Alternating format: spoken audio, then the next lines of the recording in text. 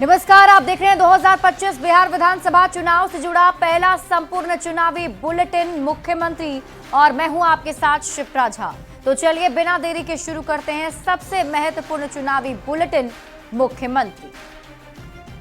लालटेन वालों ने जंगल राज दिया, अब हम लोग कभी उसके साथ नहीं जा सकते हैं। एक मौका तेजस्वी को दीजिए, वैकेंसी ही नहीं है। मुख्यमंत्री की शुरुआत सबसे बड़ी चुनावी खबर के साथ करेंगे।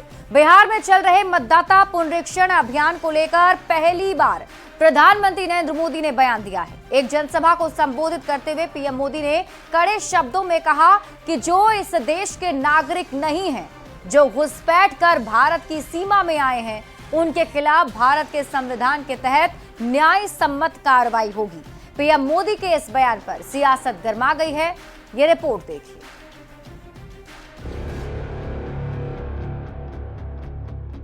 जो भारत का नागरिक नहीं है, जो घुसपैठ करके आया है, उसके साथ न्याय सम्मत कार्रवाई होती रहेगी।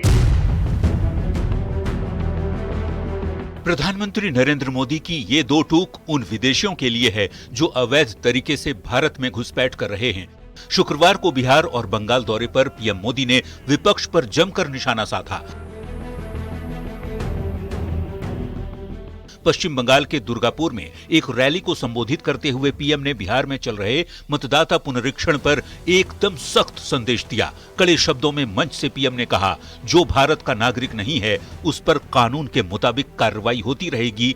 ये मोदी की गारंटी है। जो भारत का नागरिक नहीं है, फिर से सुन लीजिए, जो भारत का नागरिक नहीं है, जो घुसपैठ करके आया है, उसके साथ भारत के संविधान के तहत न्याय सम्मत कार्रवाई होती रहेगी। बिहार में वोटर लिस्ट रिवीजन पर पहली बार प्रधानमंत्री ने अपनी चुप्पी तोड़ी। नेपाली, रोहिंग्या और बांग्लादेशी घुसपैठियों के खिलाफ सख्त कार्रवाई करने की चेतावनी दी। पीएम की ओर से कड़ा रुख अख्तियार करने के बाद बिहार की सियासत गर्मा गई है। आरजेडी और कांग्रेस ने पलटवार किया और निर्वाचन आयोग पर बीजेपी के इशारे पर काम करने का आरोप लगाया। देखिए, आदरणीय प्रधानमंत्री जी का एसआईआर पर बयान ये बता रहा है कि चुनाव आयोग केंद्र सरकार के रिमोट पर काम कर रही है। तो इधर उधर की बात न कर, पहले ये बता काफिला क्यों लूटा। प्रधानमंत्री जी ये बताएं कि विदेशी लोग आके भारत में बस कैसे गए, आप कर क्या रहे थे, और पिछले 11 सालों से उन्हें निकालने के लिए आप ट्रंप चाचा की अनुमति का इंतजार कर रहे थे क्या? कब का निकाल देना चाहिए। बिहार में सत्तारूढ़ जनता दल यूनाइटेड और भारतीय जनता पार्टी ने पीएम मोदी के बयान का समर्थन किया है। कड़े शब्दों में घुसपैठियों को चेताया कि बिहार में अनधिकृत रूप से रह रहे या फिर जिनका नाम बिहार के वोटर लिस्ट में शामिल है, उनके खिलाफ कड़ा एक्शन लिया जाएगा। जो भारत का नागरिक नहीं है उस पर कानूनी रूप से कार्रवाई होगा। कोई भी अनाधिकृत व्यक्ति, कोई भी घुसपैठिया कैसे भारत का नागरिक हो सकता है। साफ है कि चुनाव आयोग की एसआईआर कार्रवाई पर प्रधानमंत्री नरेंद्र मोदी जी ने मुहर लगा दी है, क्योंकि यह कार्य कोई राजनीतिक दल नहीं कर रहा है, बल्कि चुनाव आयोग करवा रहा है। पिछले दिनों निर्वाचन आयोग के सूत्रों ने ये बात कही थी कि मतदाता पुनरीक्षण अभियान में बिहार में बड़ी संख्या में विदेशी मतदाता मिले हैं। नेपाल, म्यांमार और बांग्लादेश के लोगों के पास भारतीय दस्तावेज मिले हैं। हालांकि फिलहाल इनकी जांच की जा रही है। देखना होगा क्या सच्चाई निकलकर सामने आती है। पटना संवाददाता विनीता मिश्रा के साथ ब्यूरो रिपोर्ट, न्यूज़ 18।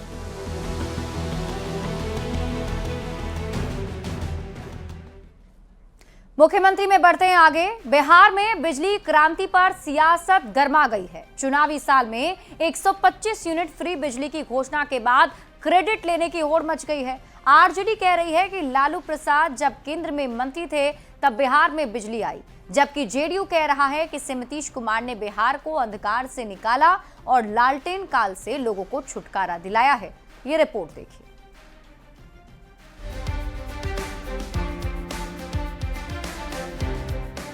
बिजली की रोशनी में जगमगाता शहर, गांव-गांव, शहर-शहर बिजली का कनेक्शन, मुस्कुराते चेहरे और इलेक्ट्रॉनिक सिलाई मशीन पर काम करती महिलाएं।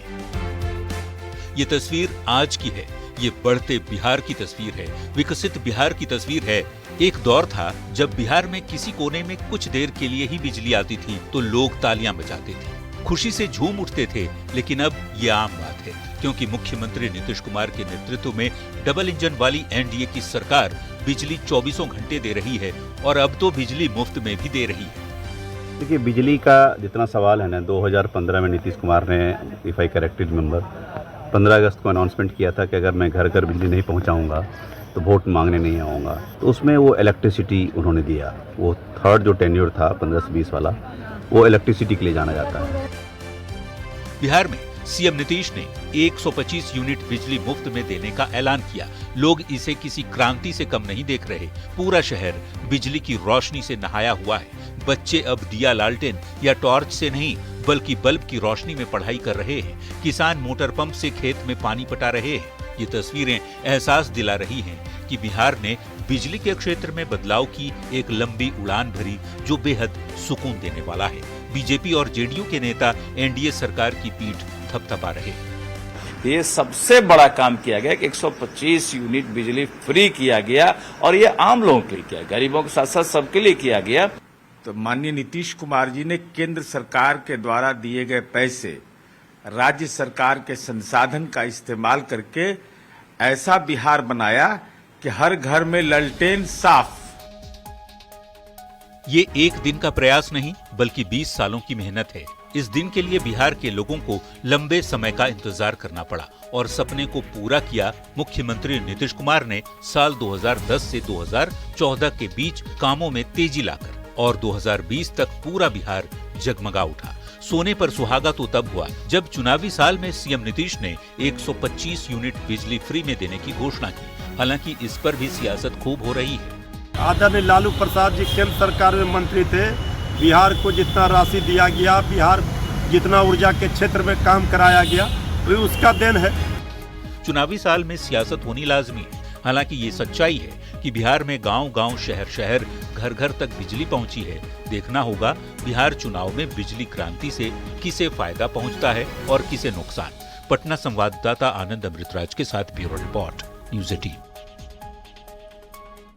और मुख्यमंत्री में अब रुख करते हैं अगली खबर की ओर। बिहार में इसी साल विधानसभा का चुनाव होने वाला है और चुनाव से पहले राजनीतिक पार्टियां युवाओं को अपने पाले में लाने के लिए सरकारी नौकरी और रोजगार के वादे से लुभाने की कोशिश कर रही है। कांग्रेस ने भी रोजगार मेला के जरिए युवा वोटर्स को साधने का प्रयास किया, लेकिन इस पर खूब राजनीति हो रही है। ये रिपोर्ट देखिए।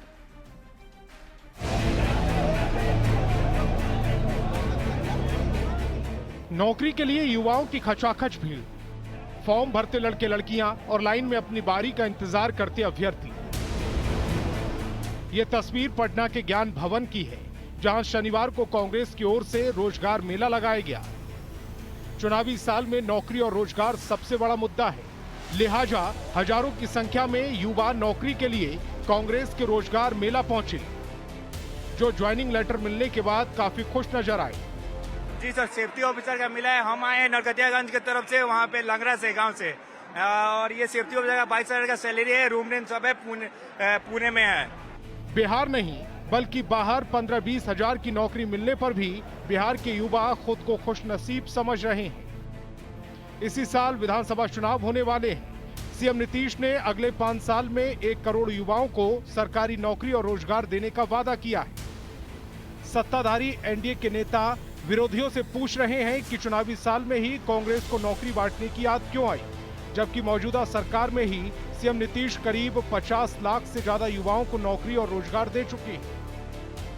बिहार में अपनी राजनीतिक जमीन को विस्तार देने की कवायद में वही कांग्रेस पार्टी रोजगार मेला का आयोजन कर फिर से युवाओं को दिग्भ्रमित करने का प्रयास कर रही है।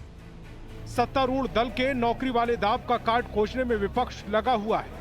नेता प्रतिपक्ष तेजस्वी यादव और राहुल गांधी भी जॉब के मुद्दे पर युवा वोट बैंक को साधने की जुगत में। आरजेडी नौकरी देने का वादा कर रही है तो कांग्रेस रोजगार मेला के जरिए नौकरी बांटने की कोशिश।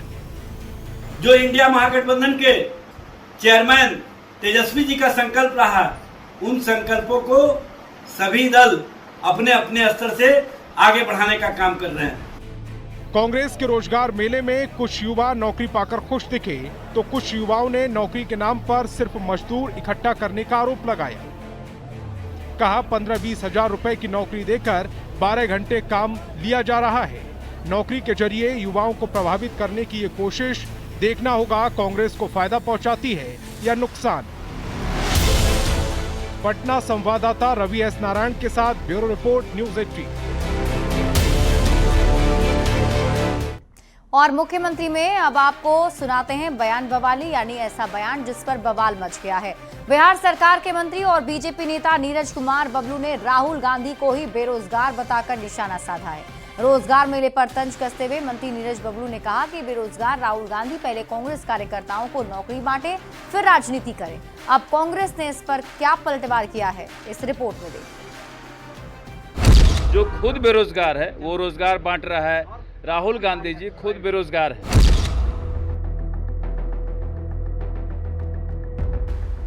बिहार में इसी साल विधानसभा का चुनाव है। सरकारी नौकरी और रोजगार के मुद्दे पर हर राजनीतिक दल युवाओं को अपने पाले में लाने के लिए जी तोड़ मेहनत कर रहे हैं। जैसे ही सीएम नीतीश कुमार ने अगले 5 साल में 2030 तक 1 करोड़ सरकारी नौकरी और रोजगार देने का वादा किया, वैसे ही शनिवार को कांग्रेस ने रोजगार मेले के जरिए युवाओं को लुभाने की कोशिश की, लेकिन अब इस पर जमकर सियासत हो रही है। बिहार सरकार के पीएचईडी मंत्री नीरज कुमार बबलू ने ये बोलकर राजनीति गरमा दी कि राहुल गांधी तो खुद बेरोजगार है, दूसरों को नौकरी क्या देंगे। ये उपहास का विषय है। जो खुद बेरोजगार है वो रोजगार बांट रहा है। राहुल गांधी जी खुद बेरोजगार है, कहीं सरकार में बैठने के लिए परेशान रहते हैं। भारतीय जनता पार्टी के नेता और पीएचईडी मंत्री नीरज कुमार बबलू यही नहीं रुके, राहुल गांधी को चुनौती दे डाली कि अगर राहुल गांधी अपने कांग्रेसी कार्यकर्ताओं को भी नौकरी देने में कामयाब होते हैं तो दिल्ली जाकर राहुल गांधी को खुद माला पहनाएंगे। और इस पर कांग्रेस ने पलटवार किया है कि जिस सरकार के ऊपर नौकरी देने का जिम्मा है, उन्होंने खुद करोड़ों बेरोजगारों की फौज खड़ी कर दी है और सरकार के मंत्री बेतुकाब बयानबाजी कर रहे हैं। और राज्य ने जिन्हें सरकार चलाने का रोजगार दिया है, वो करोड़ों बेरोजगारों की फौज खड़ी कर चुके हैं और सरकार में बैठे मंत्री बेशर्मों की तरह दांत निपोर के बयान दे रहे हैं। इंडिया गठबंधन में कांग्रेस के सहयोगी राष्ट्रीय जनता दल ने भी पीएचईडी मंत्री नीरज कुमार बबलू के बवाली बयान पर जोरदार निशाना साधा है और पूछा कि युवाओं को नौकरी बांटने से नीतीश सरकार के मंत्री के पेट में दर्द क्यों हो रहा है। और जुमलाबाजी करने में महारत हासिल करने वाली भारतीय जनता पार्टी और जनता दल यू के नेताओं को जब इंडिया महागठबंधन की ओर से नौकरी और रोजगार दिए जाते हैं तो बेचैनी हो जाती है। बिहार चुनाव में महिलाओं के बाद युवाओं को साधने के लिए एनडीए और इंडिया गठबंधन के नेता पुरजोर कोशिश कर रहे हैं। कोई नौकरी के वादे से तो कोई रोजगार मेला लगाकर युवा वोटर्स को गोलबंद करने में जुटा है। ऐसे में देखना होगा कि बिहार चुनाव में युवा किस पर भरोसा जताते हैं। पटना संवाददाता धर्मेंद्र कुमार और आनंद अमृतराज के साथ ब्यूरो रिपोर्ट, न्यूज़ 18। और आइए अब मुख्यमंत्री में आपको दिखाते हैं चुनावी वायरल, यानी ऐसी तस्वीर जो चुनावी मौसम में वायरल है। विधानसभा चुनाव को लेकर जमीन पर तो सियासी लड़ाई चल ही रही है, सोशल मीडिया पर भी सियासी दल के बीच जंग छिड़ी हुई है। आरजेडी और बीजेपी एक दूसरे पर जमकर निशाना साध रहे हैं। आरजेडी बिहार में 20 साल एनडीए की सरकार की कमियां गिना रहा है, तो बीजेपी लालू राबड़ी राज की याद दिला रही है। ये रिपोर्ट देखिए।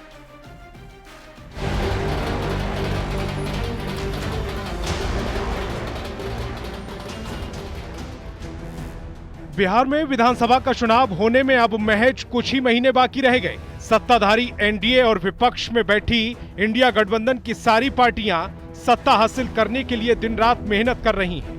एक और प्रधानमंत्री मोदी, गृह मंत्री अमित शाह और सीएम नीतीश ताबड़तोड़ जनसभाएं कर रहे हैं। वहीं दूसरी ओर नेता प्रतिपक्ष तेजस्वी यादव भी लगातार चुनावी रैलियों को संबोधित कर रहे हैं। एक लड़ाई जमीन पर चल रही है तो दूसरी लड़ाई सोशल मीडिया पर भी लड़ी जा रही है। बिहार की इसी धरती से मैंने ऑपरेशन सिंदूर का संकल्प लिया था और आज उसकी सफलता पूरी दुनिया देख रही है।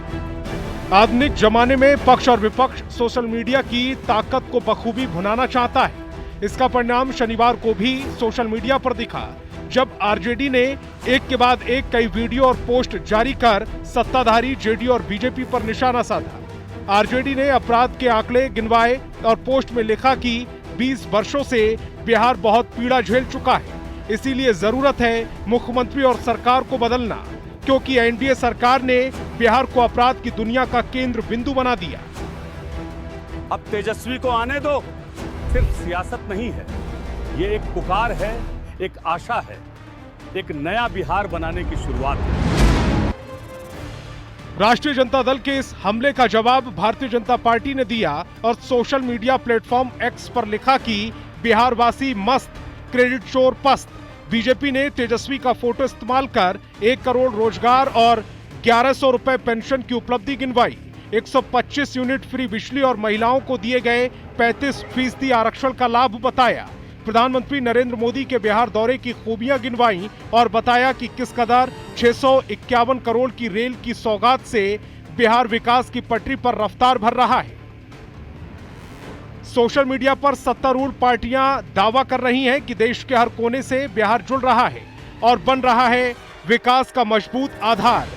वहीं आरजेडी बिहार में एनडीए के 20 साल के शासन को नकार रही है। अब कितना विकास हुआ है और कितना होना बाकी है, ये तो बिहार की जनता को ही तय करना है। लेकिन सोशल मीडिया पर राजनीतिक लड़ाई खूब सुर्खियां बटोर रही है। Bureau report, news 18।